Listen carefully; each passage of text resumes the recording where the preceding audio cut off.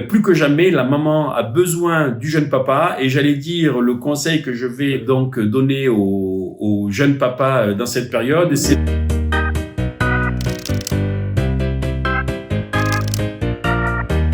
Alors, le retour à la maison pour le jeune papa, il est vraiment pas évident parce que on passe de l'entité couple à l'entité famille et que on peut vite avoir un sentiment d'exclusion puisqu'on sent cette fusion entre la maman et le nourrisson. Il est vrai que le nourrisson a besoin d'amour et de lait et que sa maman lui donne très bien. Donc, j'allais dire, quelle est cette personne qui vient au milieu de cette magnifique aventure que je vis avec ma maman. Donc, il faut justement aller chercher cette place parce que le papa, lui, n'a pas ce crédit que la maman a. Il a d'autant intérêt à être très participatif pour tout ce qui est les petits événements du change, du bain, du soin, de l'hygiène, de manière à profiter de ces événements pour créer du lien avec son nourrisson, puisque lui, il n'a pas ce crédit d'office que la maman a. Donc, il est important pour le jeune papa de s'impliquer, de participer, et même si la maman allait, il peut très bien aussi être un papa soutenant pour aller chercher l'enfant, le positionner au sein, faire en sorte que sa position soit la bonne. Il y a aussi du matériel qu'on peut avoir donc dans le cadre de l'allaitement, participer, donner à la maman à boire pour l'allaitement, voilà, c'est important. Et puis ça n'empêche pas aussi de communiquer avec son nourrisson. Vraiment, le conseil, c'est de s'inscrire dans la communication intense avec son nourrisson. Et le jeune papa, lui, aurait tendance à attendre qu'il y ait de l'interaction avec l'enfant pour s'inscrire dans l'implication. Alors que faut justement pas attendre que l'enfant soit à ce stade-là. Faut commencer au plus tôt. Et on va dire que le nourrisson va dormir en gros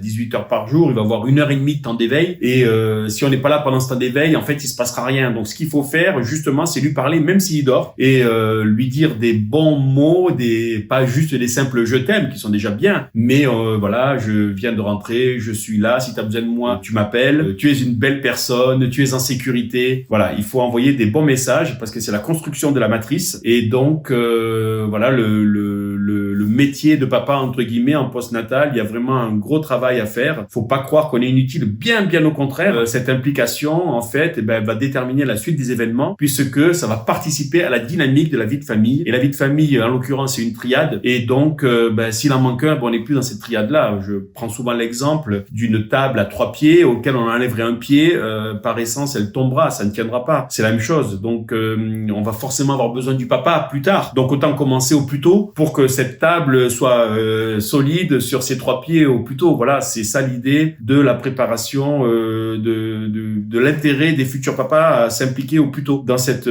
parentalité qui peut bousculer. C'est quand on arrive dans cette vie où on voit l'exclusivité de la maman avec le nourrisson, c'est la puissance du regard entre le nourrisson et la maman. Ce nourrisson qui a envie de garder ce désir exclusif, la maman aussi qui doit laisser la place au papa parce que effectivement il y a beaucoup d'ocytocine chez la maman parce qu'il y a beaucoup d'échanges d'amour entre elle et son bébé et qu'on peut être aussi en retour en postnatal dans l'opposition des besoins, c'est-à-dire que la maman elle va avoir de l'ocytocine jusque là quand le papa va rentrer le soir et elle va être plutôt dans un désir de discussion, d'échange et de partage alors que le papa lui aura été à l'extérieur, aura donc échangé avec d'autres personnes dans la journée et lui sera plutôt dans d'autres besoins. Donc du coup il y a cette opposition des besoins qui fait qu'on peut être amené à ne pas se comprendre en postnatal. C'est vrai qu'il y a une période, il faut le dire, qui est pas forcément extrêmement facile donc sur les 6 premiers mois parce que il y a la chute brutale d'hormones donc chez la maman, il y a aussi une chute brutale de testostérone chez l'homme et donc